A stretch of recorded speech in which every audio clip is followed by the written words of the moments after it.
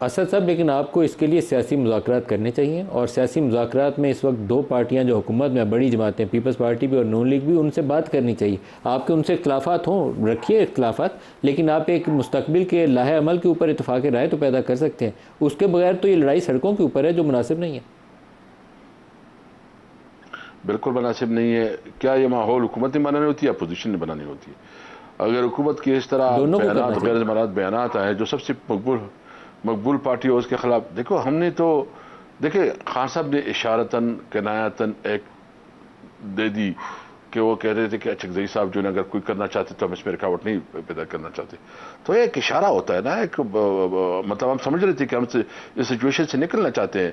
नदीम साहब, आप एक, आपको मैं बहुत करीब से जानता हूँ, आप एक बहुत डिसेंट और एक हॉनेस्ट और अच्छी जर्नलिस्ट में आते हैं, और आपका रिसर्च वर्क भी अच्छा होता है। मैं आपके साथ ज़ाती एक आपका रिस्पेक्ट का रिश्ता है।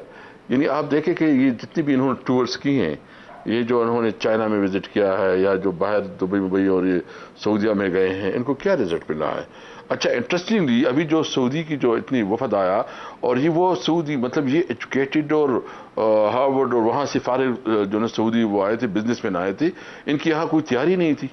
यानी मोहम्मद बिन सलमान ने आना था, जब वो यहाँ आया उसकी कोई तैयारी नहीं थी, बस वी बस उसने सारा वक्त गुजारा। यानी पूरी दुनिया से अभी इनको कोई वो नहीं, सपोर्ट नहीं मिल रही। इकोनॉमिकली बिल्कुल ये कोलैप्स कर रहे हैं, और मुल्क में मजीद भी अनार की, और मुल्क में जो है ना सियासी अदम इस्तेहकाम बढ़ा रहे हैं। लेकिन क्या अकल ज़ाती तौर पर एज ए जर्नलिस्ट पूछे तो मैं दुआ गो पाकिस्तानी की हैसियत से दुआ गो के सऊदी विजिट भी MBS का मटीरियलाइज हो। वो किंग सलमान की सेहत की वजह से भी आगे गया, और चाइनीज़ से भी कुछ पैसा आए और सऊदी से भी इन्वेस्टमेंट आए। लेकिन इस वक्त पाकिस्तान में जो दाखिली सियासी इस्तेहकाम है ना, वो बहुत ज़रूरी है। ये सियासी जमात को बैन कर दें, इससे अफरा तफरी फैलेगी, यहाँ मैं आपसे मुतफिक हूँ। ये फसाद फैलाने वाली बात है। आर्टिकल 6 लगा दें तो फसाद फैलेगा, लेकिन आप जब तक दोनों बैठेंगे नहीं, आगे रास्ता नहीं निकलेगा। ये बात भी तय। देखो, हमने तो आपको बताया, हमने तो एक इशारा दिया पॉजिटिव, हमने तो कोशिश भी की, लेकिन ये हमें हमारी कमजोरी समझ रहे हैं। भाई जान, देखो हम तो इस वक्त हमारे साथ तो क्या कर सकते हो? जेलों में हमें डाला, हमारी चादर चादीवाली की बेहुरमती और बेइज्जती और वो आपने की, जितने आपके पास जुल्म के शिकंजे हो सकते थे आपने सारे इस्तेमाल की। आपने किसी मॉरल और उसका कोई मतलब कोई शर्म हया का भी लिहाज नहीं रखा, और हद तक गए, और फिर भी PTI ग्रो होगी। जो 8 फरवरी को जो है ना वो तो पूरी मतलब आपका सारा बयानी है बढ़ गया। अच्छा असद कैसे साहब, ये जो सुप्रीम कोर्ट का फैसला है उसकी रोशनी में आपके 41 लोग थे जिन्होंने एफिडेविट्स जमा कराने थे, उनमें से कितने लोगों ने अभी तक एफिडेविट्स जमा कराए? मेरे ख्याल में वो तो कंप्लीट हो चुके हैं। सिर्फ 3 लोग बाहर थे, और वो भी उनकी भी एफिडेविट पहुंच चुकी है, वो तो कंप्लीट हो गए हैं। अब आपके पास जितने आपके MNAs हैं, सबके एफिडेविट्स कंप्लीट हैं और इलेक्शन कमीशन में जमा हो चुके हैं 100%? मैं भी जमा होने की नहीं कह सकता, क्योंकि वो चुट्टियां इसमें आई है, लेकिन मैं आपको ये श्योर कर सकता हूँ कि सब क्या चुके हैं। इवन वो जो हमारा जो जिसको अगवा किया गया उसके भी एफिडेविट, उसका भी एफिडेविट हमें पहुंच चुका है। अगर 100% आपके एफिडेविट्स मौजूद हों तो पार्लियामेंट्री पार्टी की क्या पोजीशन होगी रिजर्व सीट्स मिलने के बाद? PTI कहाँ स्टैंड करेगी? Number 1, number 2? मेरा ख्याल में हमसे सबसे बड़ी पॉलिटिकल पार्टी बन जाएंगी। यानी 115 हमारे नंबर बन जाएंगे। आप 115 बन जाएगा आपका, तो फिर आपका रोल क्या होगा? अगर आप सबसे बड़ी पार्लियामेंट्री पार्टी होंगे तो क्या करना चाहेंगे? किसी और जमात को साथ में लाना चाहेंगे? पीपल्स पार्टी से बात करके कोशिश करेंगे कि हुकूमत लेने की कोशिश करें? देखिए, इस पे हमारी अभी डिबेट और डिस्कशन हो रही है, हमने कोई ख़त्मी राय नहीं बनाई है, और इस पे हम सोच रहे हैं, बल्कि हम ये पे सोच रहे हैं कि क्या हम अदम एतमाद की तरफ जा सकते हैं कि नहीं जा सकते। ये सारे ऑप्शन हमारे लिए खुले हैं, और इस वक्त जो इन्होंने इन्वायरमेंट बनाया है तो हमें मजबूर कर रहे हैं, दीवार से हमें लगा रहे हैं कि हम भी कोई ऐसे इक़दाम करें कि इनके ख़िलाफ़ जो है ना हम कोई 2 कदम आगे बढ़े। क्योंकि जैसे मुहर्रम की छुट्टियाँ ख़त्म होती है, हमारी मीटिंग होगी और उस पर हम फाइनल डिसाइड करेंगे कि क्या करना है। मुहर्रम की छुट्टियों के बाद डिसाइड करेंगे, लेकिन नो कॉन्फिडेंस के लिए नंबर्स पूरे करने के लिए आपको पीपल्स पार्टी के वोट चाहिए होंगे। वैसे आप नो कॉन्फिडेंस नहीं ला सकते, तो पीपल्स पार्टी से बात करेंगे। ये पहला तो आपको ये बात तय करनी पड़ेगी ना, उसका जवाब देना पड़ेगा। मैंने कहा कि अभी खत भी हमारा फैसला नहीं है, और जब हमारा डिबेट होगी, but this option is on the table, ये तजवीज़ और मेज़ के ऊपर मौजूद है कि नो कॉन्फिडेंस ला के हुकूमत गिराई जाए और अपनी हुकूमत बनाई जाए, ये ऑप्शन टेबल पे मौजूद है। बिल्कुल ये ऑप्शन मौजूद है, लेकिन अभी कोई खत भी फैसला हमारा नहीं हुआ है।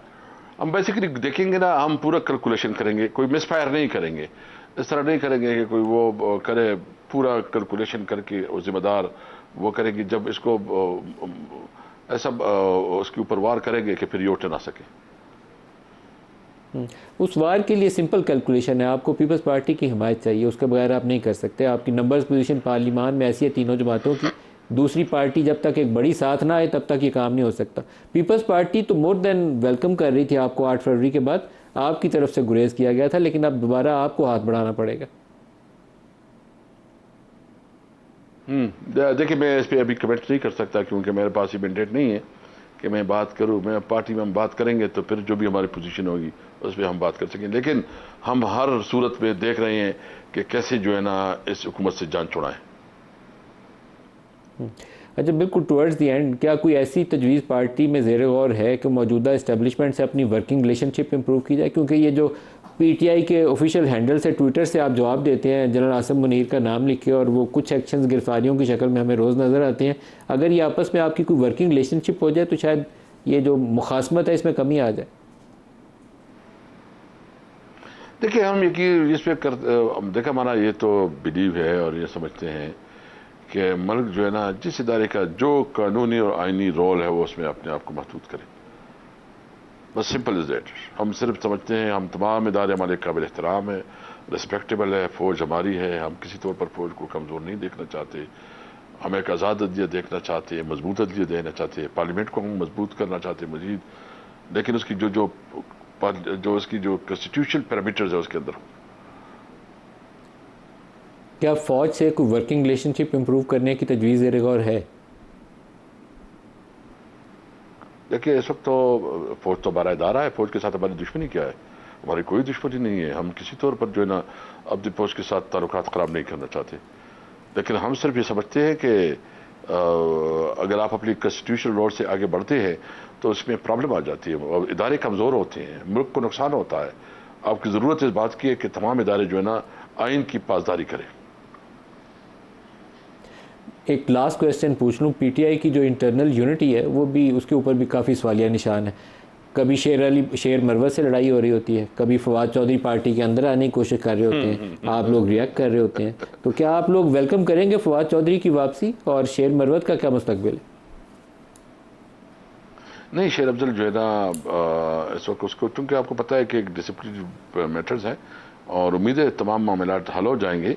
पार्टी मुत्तहिद है, मुत्तफिक है, और इमरान खान की क़यादत पे पार्टी, देखो, एक इख्तलाफ राय होती है और एक इख्तलाफात होते हैं।